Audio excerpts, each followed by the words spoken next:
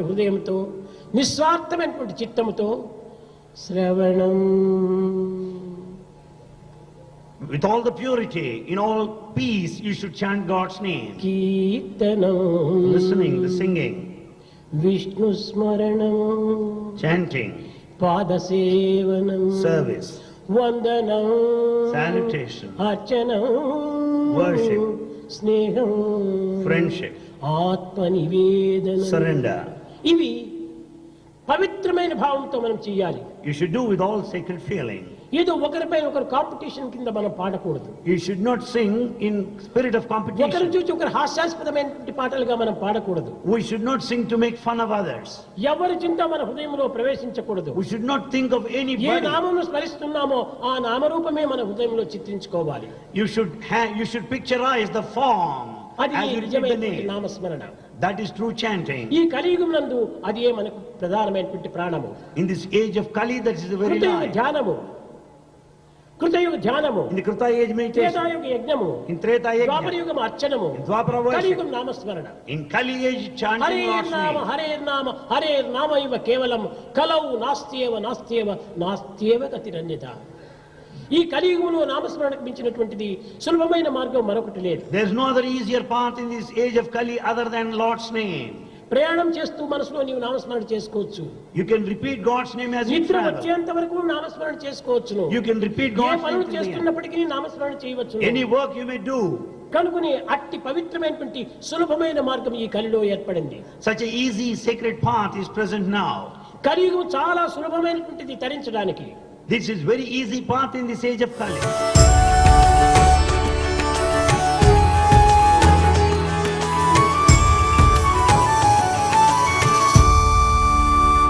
Swami would often regale us with a beautiful story of the Sri Krishna Tulabharam from the Bhagavata Purana. As we all know, it is the story where the Lord had to be balanced with all the wealth and the gold in the country. On one side was Lord Krishna, and on the other side they kept piling and piling, but to of no avail. Ultimately, Mother Rukmini just plucks a little leaf of tulsi, chants the name of the Lord with all her heart, and places it, and lo and behold, the scales balance. Swami would say that is the power of the name of the Lord. But in the Kali Yuga, Swami goes a step further. We all love the mango, isn't it? It's one of our favorite fruits. All we need to do is just say mango, and the most golden, beautiful mango appears in all its glory in front of our eyes. The moment the mango comes into our hand, now suddenly our eyes and our mind start to examine and analyze the mango, whether the mango has worms, whether the mango is rotten, whether it's going to be sweet. Oh my God, the mind gets into a examining mode. While the name of the mango brought to us all the glory, the actual form of the mango made us examine. In the Kali Yuga, because this mind all the time analyzes and examines the form, Swami says the name is more important than the form. Call to the Lord by any name and he shall respond. There is a beautiful incident which brings out this. Many years ago, a very senior Sai devotee had been to a Broadway show in New York, and it was the last show of the day, and during the interval, she went to the restroom. As she walks into the restroom, she finds a janitor sweeping the floor, and as she was washing her hands, the janitor accosts her, asking her, "Are you an Indian?" To which she said yes, and the janitor says, "You must be having some white ash in your purse." When she heard about the white ash, Mrs. Geeta Mohan Rao was dumbstruck. In fact, there was a little piece of paper in which wrapped was Swami's materialized vibhuti on her previous trip to Prashanti Nilayam. But she wondered, how did this lady get to know that there was actually vibhuti in her purse? And then this janitor lady tells her story. She has a son, her only son, and there's nobody else in her life. And he was suffering from a deadly kidney disease. One night in utter desperation, she calls out, "Oh Jesus, oh Christ, is there someone who will listen and pay heed to my plight?" That night, she gets a dream. And guess who is in the dream? our beloved Swami comes and says, "My child, don't worry. On such and such a day, in your workplace, a lady wearing an Indian dress will walk. Ask her for some white ash. That ash will cure your son." Needless to say, Mrs. Geeta Mohan Ram readily gave her the materialized Vibhuti of Swami. A few months later, she had quite forgotten about this whole incident. She had come to Prashanti Nilayam and Swami had granted her an interview. And in the interview, Swami reveals, saying, that boy with the kidney problem is now doing fine.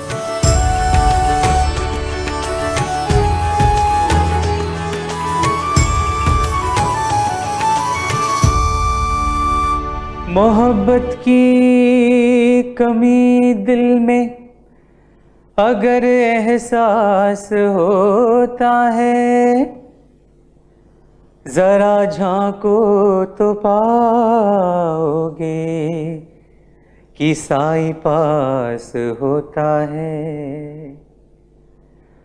ओ करिश्मा ये उसी का है कि दुनिया खूबसूरत लगती है, वरना आदमी को आदमी क्या रास होता है। साईं बिन रहा न जाए, साईं बिन रहा न जाए, चैन न आए मोहे चैन न आए, साईं बिन रहा न जाए। One thing that actually stands out during the 3 years of my undergraduate education at Vrindavan was the composition of this particular song. And this happened when I was in my first year of undergraduation. It was composed by some of my classmates and some of my senior brothers. And we were to render this song during the sports meet. Sports meet would happen in the first and second week of January. And we would have a music program in the college auditorium here at Puttaparthi. And the Vrindavan students would perform on one evening in front of Swami in the auditorium. So this song is Mohabbat ki kami dil mein agar ehsaas hota hai. Actually it is a qawwali, and that is so very special for me. It has always been very special for me in the years that it was composed, in the years that I finished my undergraduation, and all my life till today. That is something that is closest to my heart. And it was in my first year undergraduation that me and one senior of mine, we had sung this together in front of Swami, this qawwali in the auditorium.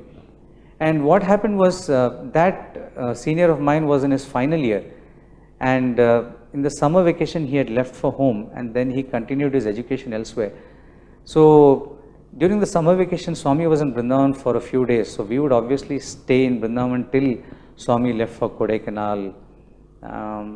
So Swami came up to me during that vacation and he said, "You sang that song during the sports meet, sing that." And it was out of the blue because we were totally unprepared for it. And then, we had quickly asked for one of my classmates who played the harmonium and the one who played the tabla. We quickly grouped together, tried to remember the song because the diary had the wordings. So got that. And in the Kalyana Mandapam in Vrindavan, that is where we sang the song first for Swami.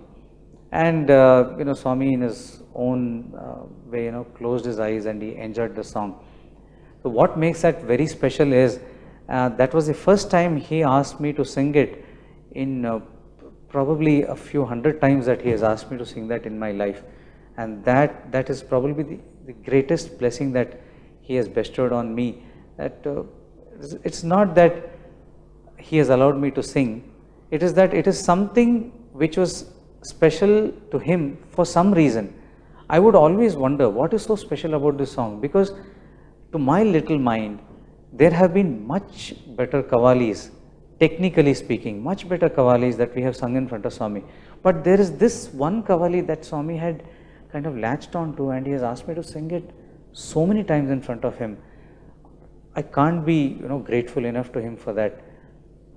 Why that lesson is so important, I'll just tell you that, because I think it holds a very important place in my life and in the life of everybody to whom this lesson reaches out. The first thing is, the words of the first couplet that this was picked from, it was picked from a book which was written by one Sri Mishra, who was a Hindi and English professor here.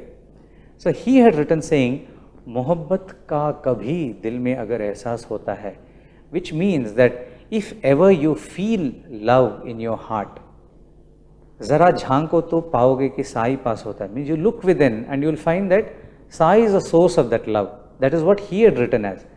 So the elder brother who had picked up this couplet and then changed some of the words for the entire Kavali, he does not know till today how it got changed to this, Mohabbat ki kami.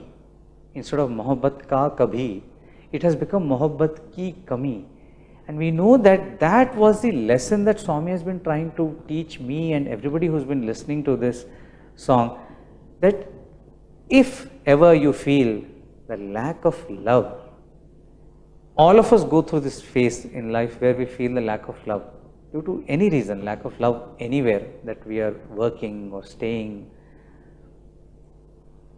Zara jhanko to paoge ki sai paas hota hai. Don't worry, that is the assurance that Swami has been giving us all these years. Look within, you will find sai is there, and you will get rid of all your unhappiness. And that this very, very strong message hit me so hard 4 years ago, when it has become so much imperative that we look within us to look and seek that sai within us and seek our bliss, which he is as close to us. We all know that story that Swami tells about Draupadi praying to Krishna in the court of the Kauravas, where she said, "Oh Mathura Vasi, oh Vrindavan Vasi," and then Krishna was not coming, and then Draupadi was getting desperate, and in the end Draupadi said, "Oh Hridaya Vasi," and then Krishna appeared in an instant. He said, and Krishna explained to Draupadi, so Mathura, Vrindavan, I had to go all the way there and then travel to you. The moment you said Hridaya Vasi, I am just so close to you, so there I manifested. So this lesson that zara jhanko to paoge, just look within yourself. That is the closest distance between you and Swami. So this lesson I hold dear to my heart, will hold dear to my heart always. Sai bin raha na jaye,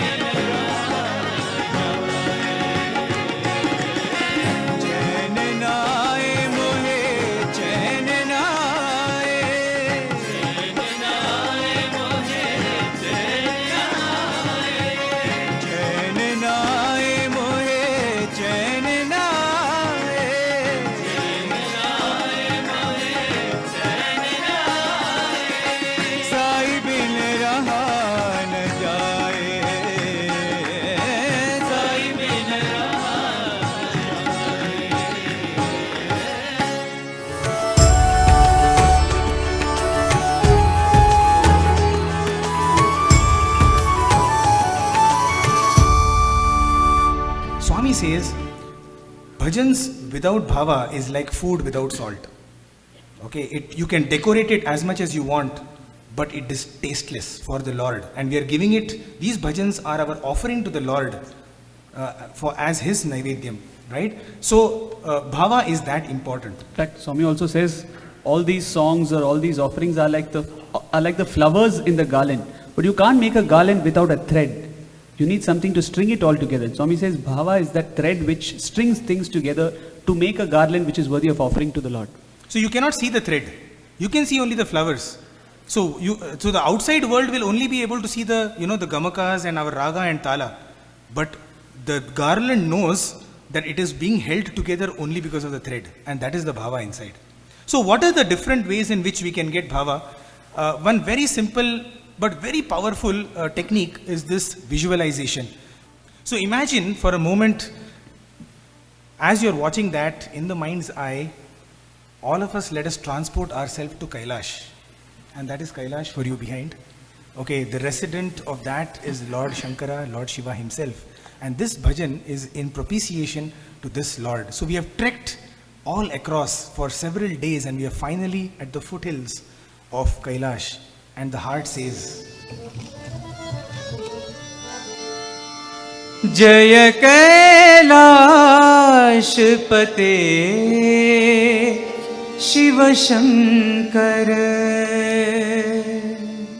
and along with the Lord is the mother. Samba सदा Shiv Shambho. And oh Lord, we are so happy that you have come all the way from Kailash to be our Sai Shiva. परतीश्वर Sai Shiv Shambho.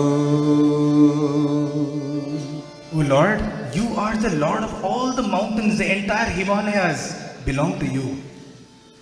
Shaileshwar करुणामय शंकर.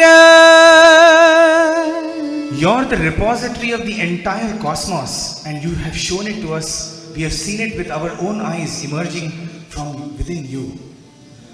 लिंगोद्भव कर Shiv Shambho. You're the one who holds the Trishula, which stands for the Triguna, the Trimurti and the Trikala. त्रिशूल Jatadhar Gangadhari. You hold Mother Ganga in your locks, and just for the sake of all us mankind, you have taken the hala or the poison, you have drunk that. हलाहलधर Shambho. We pay our obeisance to you, O Mother and Father. Samba सदा Shiv Shambho. परतीश्वर Sai Shiv Shambho. So this is a very powerful tool, and thanks to all the images that have been painted by all the great artists, we can bring that in front of us while the bhajan is going on. It's a very powerful technique. I use it a lot, and I keep doing this. This is my favorite pastime. I keep making PPTs like this for different bhajans, so that it helps us to visualize better. The other technique is to know the meaning of the bhajan, and I think that is very critical in order to get bhava. If I were to hear a Spanish or a Chinese bhajan, I will not be able to get bhava. And in fact, I can tell you one thing, that if you know the meaning and if you totally go into the meaning of the bhajan, you probably will not be able to complete the bhajan because you will be crying. That is how powerful some of these words are. Just to give you a couple of examples, do we know the meaning of Damodara? We know that Damodara means, it is Krishna's name. But do we know what is the meaning of Damodara? So very quickly, let me tell you, Damodara comes from that particular incident when Yashoda was one day trying to tie Krishna to a tree. Okay, because he was all running around and so mischievous. And so it is said that Yashoda takes a thread, a rope, and she is trying to tie Krishna. And it so happens that she takes the rope and she tries to tie, and it falls short by, it seems, only 2 fingers. The length of 2 fingers. So she throws away the rope, she gets a longer rope, she tries to tie Krishna, okay, and once again falls short of 2 fingers. And this goes on several times. Whatever length of rope she takes, she's just not able to tie Krishna, because it is always falling short by 2 fingers. And eventually, she just surrenders to him and she says, "What is this, Kanhaiya? I am not able to even tie you. You only tie yourself." At that moment she surrenders to him, and then he himself takes and ties, himself to the tree. and any length of rope is then sufficient. And then the Lord, in fact, the great saints, when they talk about this particular incident, they say that those two fingers stand for ahamkara and mamakara, attachment and ego. As long as Yashoda felt that, he is my son and I can tie him, that attachment and ego, she was not able to tie him. The moment she surrenders to him and gives up those two fingers, then he says, now I will tie myself to you. Why are you worried? So the word Damodara, Udara means stomach and Dama means rope. So the rope which tied the stomach of the Lord, he is called Damodara. Now just imagine what a beautiful meaning when we sing this word, oh Lord, I want you, please tie yourself to me. Okay, allow me to be bound to you all the time. The second, another word, do we know the meaning of Janardana? We often say Janardana. What is the meaning of Janardana? Janardana means the one who bestows all types of boons. Okay, to all mankind. Janaha means mankind and Ardana means to satisfy the boons of everybody. So now just imagine, let us take a bhajan, having known the meaning of these words, just let us take a bhajan and let me run through, make a story. Once you are able to understand the meaning of the bhajan, then you can make a story along with the bhajan. This bhajan is a very well-known bhajan, Giridhara Govind Gopal, which brother will sing. I'll just take you through because I remember one particular scene when in fact Ravi brother had played the role of Chaitanya Mahaprabhu many years back, and I was seeing the drama. It was way back in 1992 if I'm not wrong, and there's a beautiful scene from Chaitanya Mahaprabhu's life, the great saint Chaitanya Mahaprabhu, where he was a great Sanskrit scholar and he was bitten by the, what should I say, he was bitten by the scorpion of, maybe scorpion is a bad word, but he was bitten by the Lord's name. He suddenly forgot all his scholastic intelligence and started chanting the name of the Lord, and it is said that he started seeing Krishna everywhere. And there is one scene where Chaitanya Mahaprabhu is inside the chamber and he sees Krishna behind one pillar, and he runs to hold Krishna and he hits his head to the pillar, and Krishna disappears and appears behind another pillar. And then he runs over there and he hits his head to that pillar, and Krishna disappears from there. Krishna is playing with his devotee and Chaitanya Mahaprabhu is just running to the Lord. And at that moment, I felt that this bhajan encapsulates that feeling.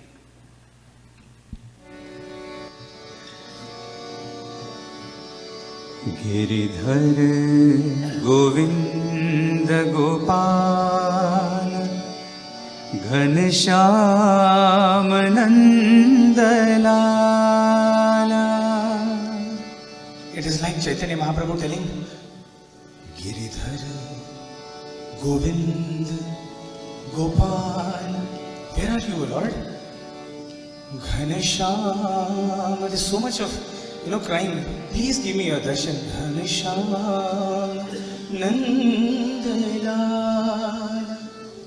And then the next line is Manamohana Madhusudana. Please give me He darshan. Madhava.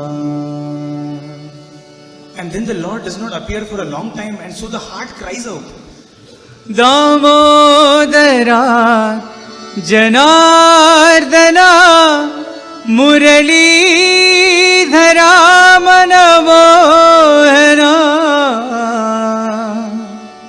And when the heart calls out like this, the Lord has pity on you and He comes in front. And when He comes, He has come as the Vishwa Virata Swarupa. He's giving us darshan. And then when you see that magnificent form of the Lord, the heart goes, Namo Sai Narayanaya Namo Satya Narayanaya. and that magnificent Lord is telling, my child, come, I have come for you. Come, take Pad Namaskar. And as we fall down at His feet, as we bow down to His feet, the heart says, Namo Sai Narayanaya Namo Sai Narayanaya.